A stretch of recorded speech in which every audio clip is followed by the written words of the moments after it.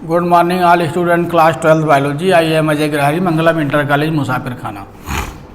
कल मैंने आप लोग good morning all student class 12 biology. I am Ajay Girhari, Mangalam inter college Musafir खाना।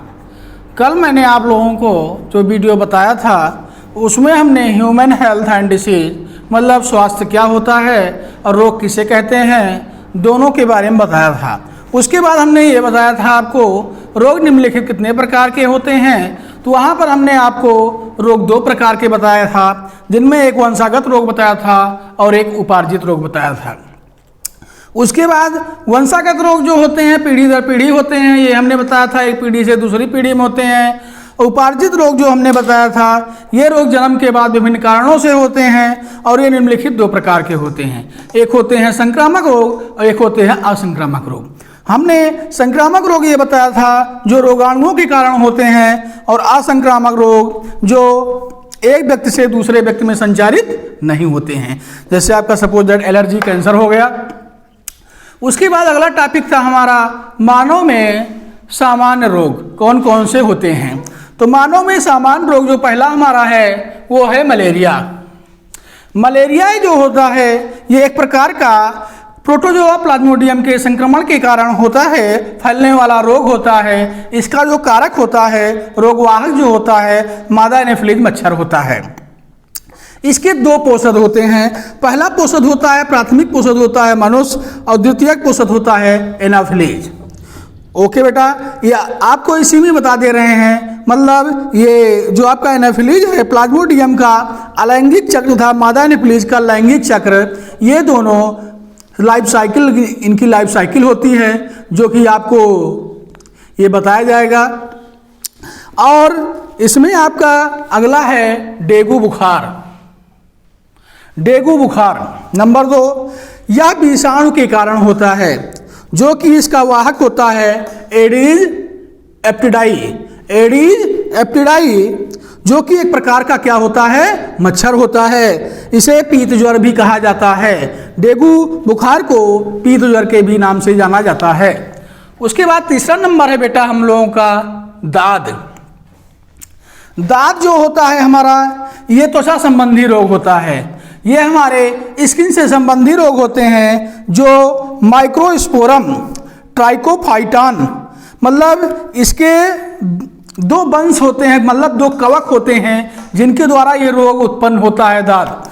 उनका नाम हम आपको बता दे रहे हैं। पहला जो उसका कवक होता है उसको बोलते हैं माइक्रोस्पोरम।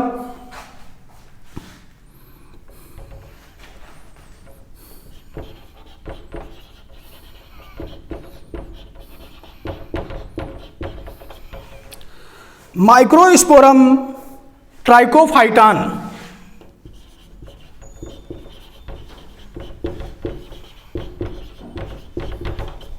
दो कवक होते हैं, पहले का नाम है माइक्रोस्पोरम ट्राइकोफाइटान और दूसरा जो कवक होता है बेटा इसका, उसका नाम होता है एपिडर्मोफाइटान। एपिडर्मोफाइटान दूसरे का नाम होता है एपिडर्मोफाइटान।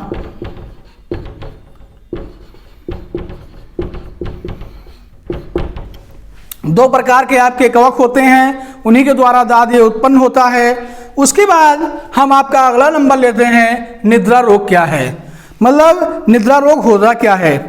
निद्रा रोग ये आपका एक प्रोटोजोवन ट्रिपैनोसोमा नामक प्रोटोजोआ संघ का जीव होता है, ट्रिपैनोसोआ, जिसके कारण ये होता है संक्रमण। हमने जब आपको प्रोटोजोआ संघ बताया था उसी समय ट्रिपैनोसोमा का नाम बताया था कि ये एक प्रकार का निद्रा रोग होता है। अगला बेटा आपका है एस्केरियासिस।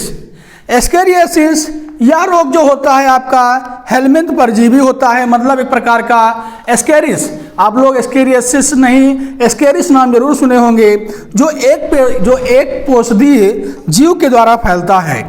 एस्केरिस के लार्वा में 4 त्वक पतन पाए जाते हैं।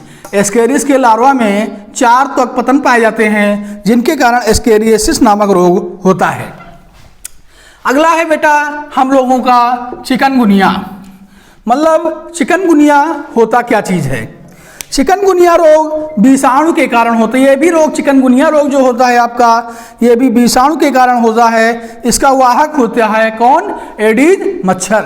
एडीज मच्छर चिकनगुनिया रोग का वाहक होता है। उसके बाद हम बात करते हैं आप लोगों से स्वाइन फ्लू।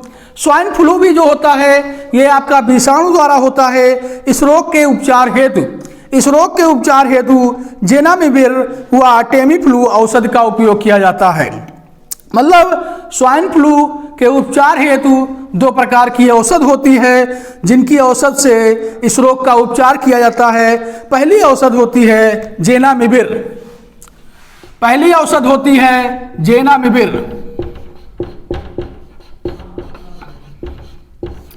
और इसकी जो दूसरी औषध होती है उसको बोलते हैं टेमीफ्लू।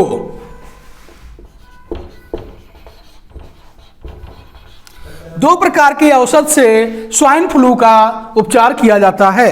अगला नंबर है हमारा अगला नंबर है अमीबिएसिस। मतलब ये प्रोटोजोआ संघ का ये भी प्राणी होता है।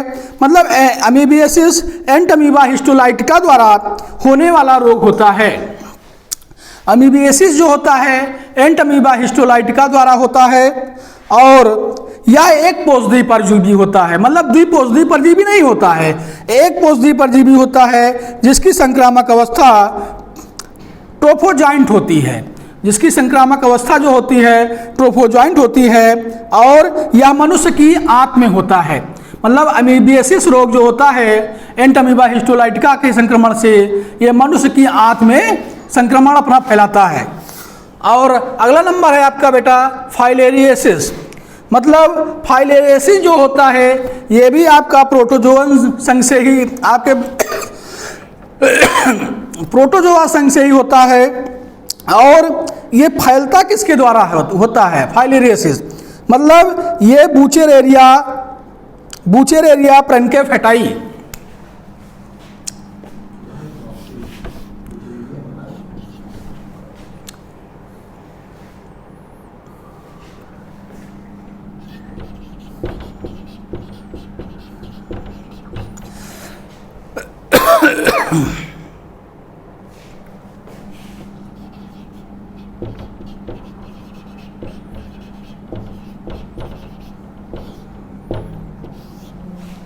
बूचेरेरिया ब्रेन्केफेटाई ये फैलता है। और बेटा इसमें जो होता है यह द्विपोषदी परजीवी होता है आपका। मतलब अभी जो मैंने एंटमीबा बताया था जो अमीबिएसिस होता है वो एक पोषदी परजीवी होता है और ये आपका जो फाइलेरियोसिस बताया हमने ये आपका द्विपोषदी परजीवी होता है। और इसका प्राथमिक पोषक होता है मनुष्य और द्वितीयक पोषक होता है इसका एक मच्छर होता है जिसको बोलते हैं क्यूलैक्स फैटिगम्स। क्यूलैक्स फैटिगम्स मच्छर होता है जो इसका द्वितीयक पोषक होता है जो इस रोग का वाहक होता है। और बेटा लास्ट में आपका हम बता रहे हैं एस्केरियोसिस। मतलब एस्केरियोसिस नहीं सॉरी टाइफाइड। लास्ट में हम आपको बता रहे हैं टाइफाइड। इसका जो रोग होता है साल्मोनेला टाइफी जीवाणु होते हैं। मतलब ये एक जीवाणु से फैलता है टाइफाइड, उस जीवाणु का नाम होता है साल्मोनेला टाइफी। और टाइफाइड ज्वर की पुष्टि जो होती है टाइफाइड ज्वर की जो पुष्टि होती है पीडाल परीक्षण द्वारा की जाती है। इसका संक्रमण ड्रॉपलेट्स तथा संक्रमित भोजन द्वारा होता है। ओके थैंक यू बेटा। आगे आपको अगले वीडियो में हम आपको बताएंगे प्रतिरक्षा क्या है, शरीर में प्रतिरक्षा तंत्र क्या है। Okay thank you.